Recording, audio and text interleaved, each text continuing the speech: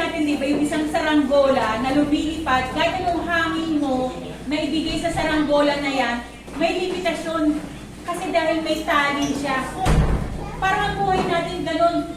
Gusto tayong bigyan ng magandang buhay ng Panginoon. Bigyan tayo ng magandang future. Kaya lang, may mga bagay sa atin na nagkokontrol.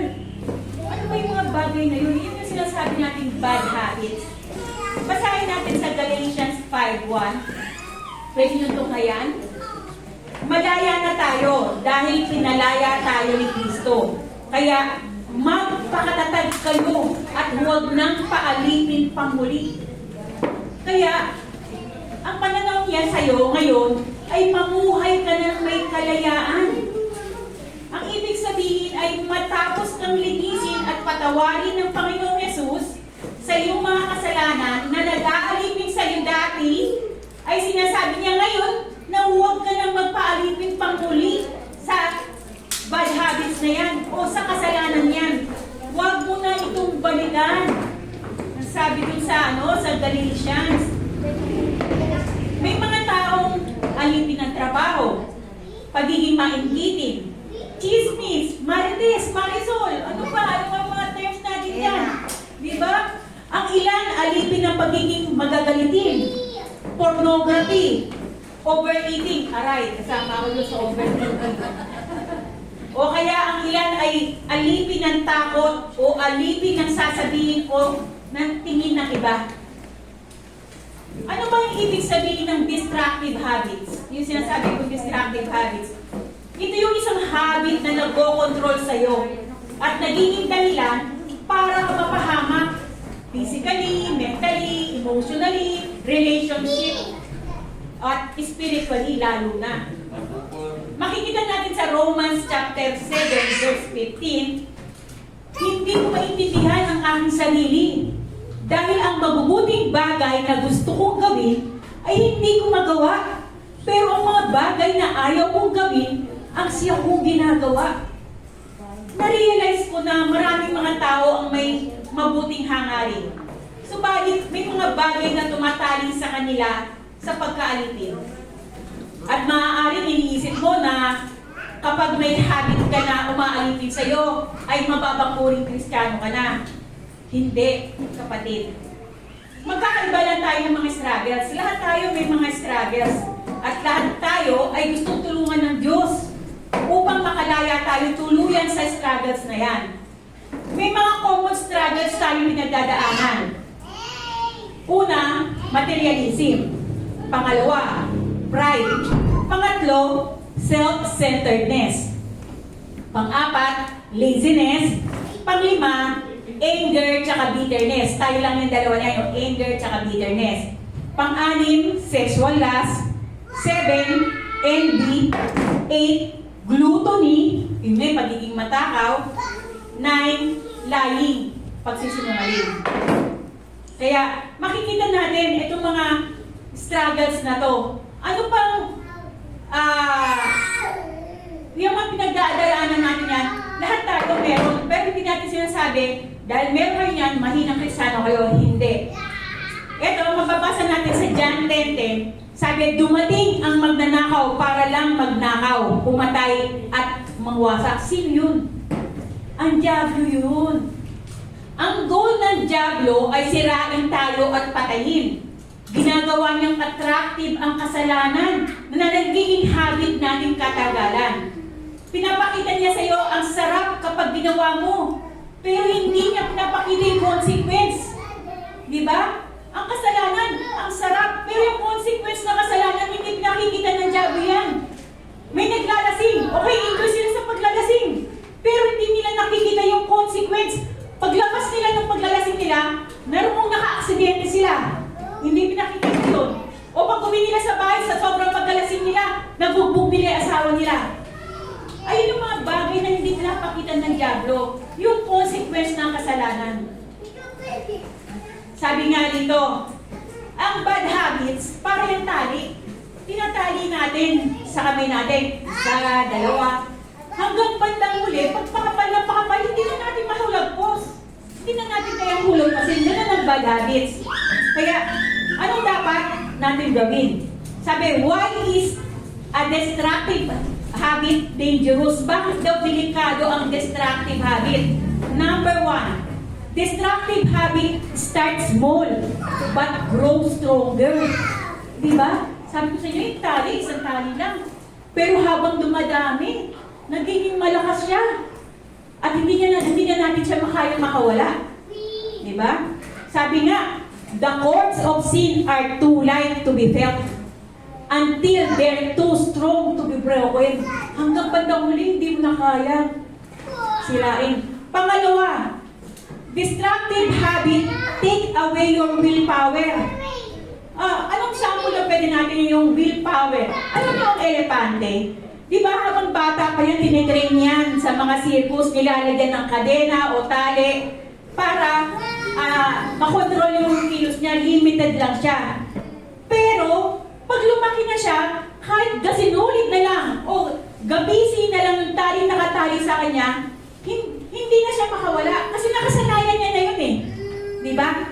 Ayun ang nasa isip niya eh. Na hindi na siya kayang malagpos eh. Yung willpower. Kaya, pero tayo, pinalaya tayo ng Panginoong Yesus. Ay iniisip natin na hindi natin kaya makawala sa kasalanan. Hindi, kapatid. Kaya natin, dahil nandiyan ang Panginoon.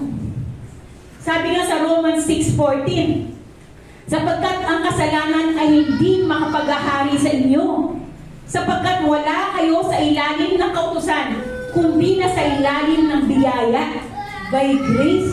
Ang ibig sabihin sa tulong ng Diyos, kung pipiliin mo lang na itigil ang kasalanan na yan, ay kaya mo dahil hindi na siya ang naghahari sa iyo. Hindi kanya alipin. Kapatid, naghahari pa din ba sa iyo ang pride? Materialism? Naghahari pa rin ba sa iyo ang katamaran? Naghahari pa rin ba sa iyo ang sexual lust? Pagkaingit? Naghahari pa rin ba sa iyo ang pagsisinungaling? Kapatid, ang talatang ito ay test para makita natin yung grace ni God, yung binasa ko kanina. Sinabi nga ni Spurgeon, the grace that does not change my life will not save my soul. Okay? Kung ang pagpapala, yung grace na binigay sa atin ng Panginoon, ay walang nakitang pagbabago sa buhay natin, kapatid, hindi tayo ligtas. Sabi, sa pangatlo, destructive habit get worse over time. Okay, huwag mong isipin kusa itong mawawala, kundi sa kabaligtaran, ito ay mas lalala. Huwag mong pabayaan. Di ba? Kasi mas lalala. Pero merong solusyon. Sa tulong ng Diyos ay makakalaya tayo. Sabi nga sa 1 Corinthians 10:13, walang pagsubok na dumarating sa inyo na hindi naranasan ng ibang tao. Ngunit maaasahan natin ang pangako ng Diyos na hindi niya tayo pababayaan subukin ng higit pa sa ating makakaya. Kaya kung dumaranas kayo ng pagsubok, gagawa siya ng paraan para mapagtagumpayan ninyo ito. Amen. Ito na. Ito na yung three steps to reset your habit. Tama na, tigil na. Number 1, acknowledge the sin problem in your life. 2, trust in God's power to overcome. 3, take steps of faith towards freedom. Sa simula, acknowledge the sin problem in your life. Sa 1 John 1:9, kung ipapahayag natin ang ating mga kasalanan, siya ay tapat at banal at magpapatawad sa ating mga kasalanan at tayo'y lilinisin sa lahat ng kalikuan. Lahat tayo nagkasala. Meron ba sa atin hindi nagkasala? Lahat tayo ay nagkasala. Pero sabi, ang first step, kailangan accept natin na tayo ay nagkasala. Ang kasalanan ay parang sakit yan. Tayo, kung may sakit tayo, kailangan natin ng doktor. Sino ang doktor natin? Si Jesus.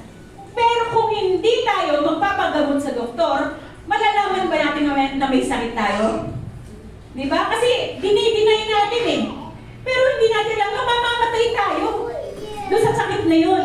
Pero hindi tayo nagpapatingin sa doktor. Dahil hindi tayo nagpapatingin sa doktor, hindi natin nalalaman na may sakit pala tayo. O ano nangyari sa atin? Namatay.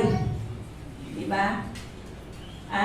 Ayun ang buhay natin. Kaya kapatid, ito ang unang hakbang para makawala sa destructive habit.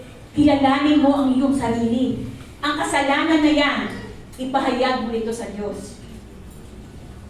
Kahit anong habits pa yan, kapag hindi mo kinilala at inamin sa Lord na kasalanan mo ito, ayoko na po ito, tulungan mo ako na magbago. Hanggat hindi ka nagpapakumbaba sa Diyos, ay hindi ka makakalaya yan. Alam niyo yung prodigal son na kwento? Yung prodigal son, nung inamin niya na nagkasala sa kanyang ama at sa ating Diyos, ano nangyari sa kanya? Na-restore ang kanyang relationship. Diba? Tinanggap ulit siya. Kaya kapatid, kung aaminin mo ang pagkakamali mo, kung ano man ang sirang relasyon na meron ka, kaya ka-restore ni Lord yan. Accept nyo lang na nagkamali lang kayo. Diba? Mula sa Lucas chapter 15 verse 17 to 18, ito nga, subalit nang siya'y matauhan, ay sinabi niya, ilan sa mga upahang lingkod ng aking ama ay may sapat at lumalabis na pagkain. Ngunit ako rito namamatay sa gutom, sabi ng prodigal son. Titindig ako at pupunta sa aking ama at ang aking sasabihin sa kanya, Ama, nagkasala ako laban sa iyo at sa langit. Okay. Kapatid, ganitong klaseng pagpapakumbaba ang nais ng Diyos na gawin mo para ma-restore ka niya.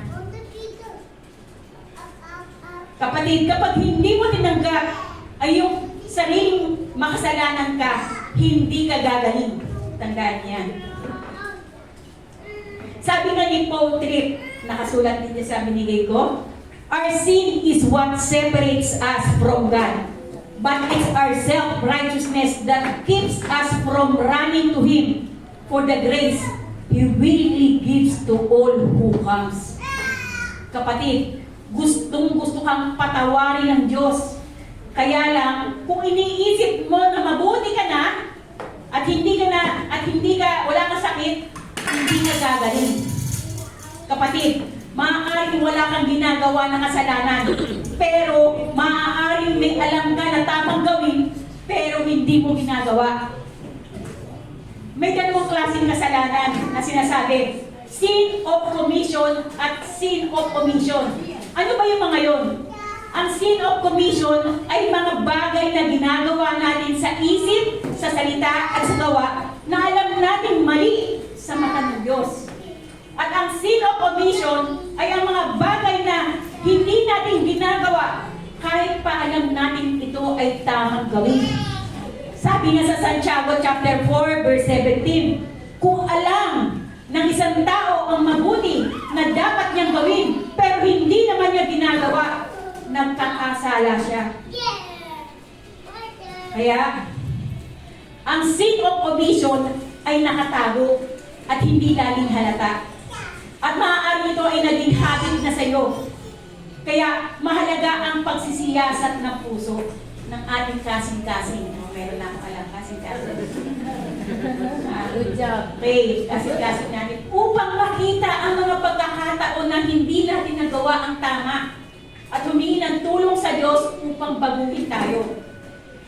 Kapatid, kung hindi ka magkakaroon ng habit na gawin ang tama, ay hindi ka magiging malapit sa Panginoon.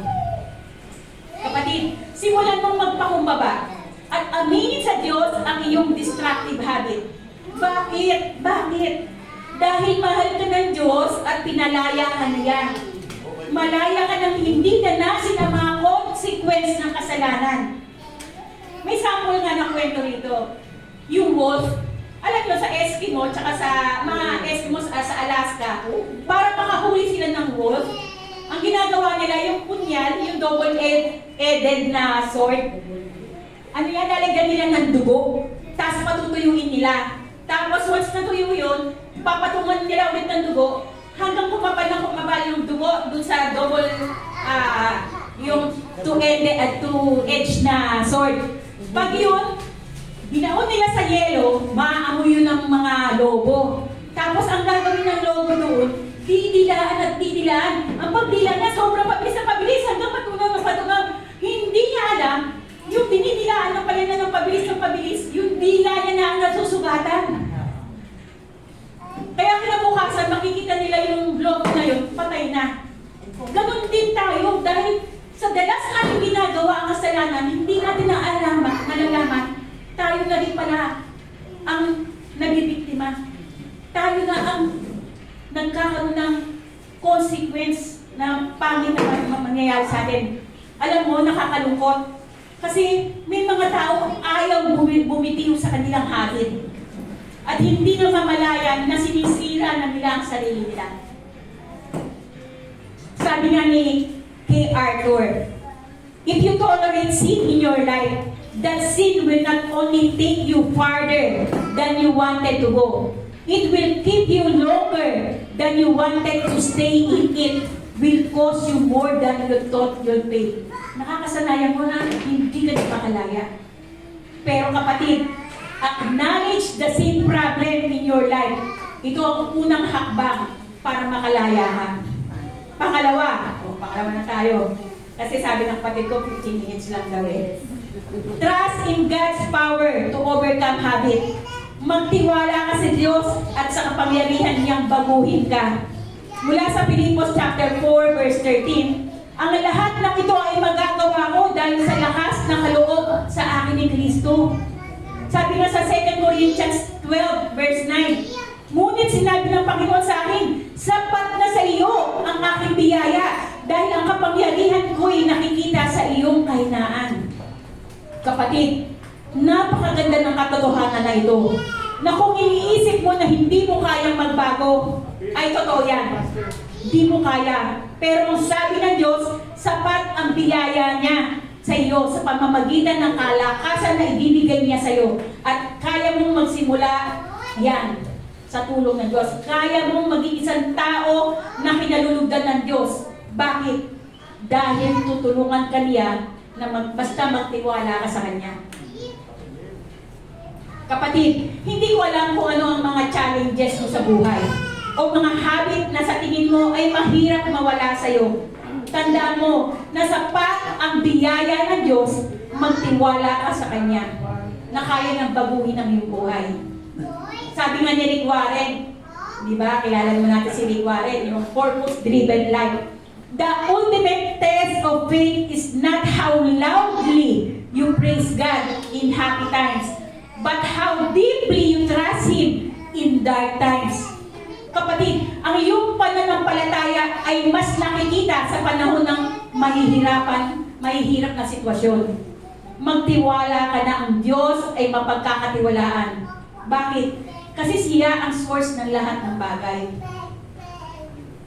Kaya niya magbigay ng mga pangako na kaya niya rin tuparin. Bakit? Dahil siya ang source nga ng lahat ng bagay. At siya ay makapangyarihan. Sa pangalawang Korinto chapter 1 verse 20, sapagkat ang lahat ng mga pangako ng Diyos sa Kanya ay oo. Kaya sa pamamagitan niya ay aming sinasambit ang amen sa ikalululhati ng Diyos. Merong ang kwento rito. Ang kwento na to ay tungkol kay Ate Didi at kay Bunso, kay Johnny. Ito yung ginawa ko lang na kwento. Sila ang karakter. Si Ate Didi kasi medyo mahilig siyang maglaro. Kahit nung bata kami, maraming pinapractice na laro sa amin yan. Binigyan siya ng mama ko ng tirador. Kaya sa pagtitirador niya, siyempre lumilipad yung mga ibon, hindi niya natatatamaan. May alagang itik yung lola ko. Ang ginawa niya, ang tinirador niya yung itik. Napatay. Kaya lang nakita ni Bunso. Kaya, minsan, etong si Mama, sabi niya, Bunso, maghugas ka rito ng pinggan. Sabi ni Bunso, si Ate Didi na po raw, siya na raw po ang maghugas ng pinggan. Siyempre, nabigla si Ate Didi kasi alam niya, gawain ni Bunso yun, yung paghuhugas ng pinggan. Ang sabi ni Bunso, alalahanin niya yung itik, Tapos, ito naman. Sabi naman ng papa ko, o sige, lalabas tayo. Mahilig kasi ang papa ko lalabas sa, ano yung labas nga, di ba, sa Luneta. O, tapos pupunta kami sa mga Coney Islands, gano'n. Ang motor ko, yun, pupasyal kami. Kaya lang, syempre, ang pinaka-favorite talagang anak, syempre first baby, si Ate Didi, di ba? Sabi ni Mama, ay kailangan ko namang magpe-prepare ng tulong sa akin sa dinner. O Bunso, tulungan mo ako mag-dinner. Kala mo marunong magluto si Bunso. Hindi. Kaya nga hindi natuto yan eh. Kaya hindi siya natuto kasi lagi niya dinadahilan. Si Ate Didi na lang ang magluluto, kaya magaling magluto ate ko eh. Sabi niya, napadilat na naman si Ate Didi. Sabi niya, kasabi ni Bunso, alalahanin mo yung eating. Okay.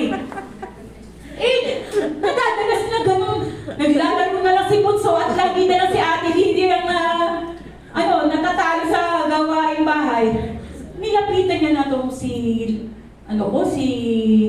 Lola ko. Sabi niya ganun, Lola, may nagawa kasi akong kasalanan sa inyo eh. Napatay ko kasi yung itik niyo. Kala mo sabi ng lola ko, alam ko naman eh, nakita ko sa bintana eh.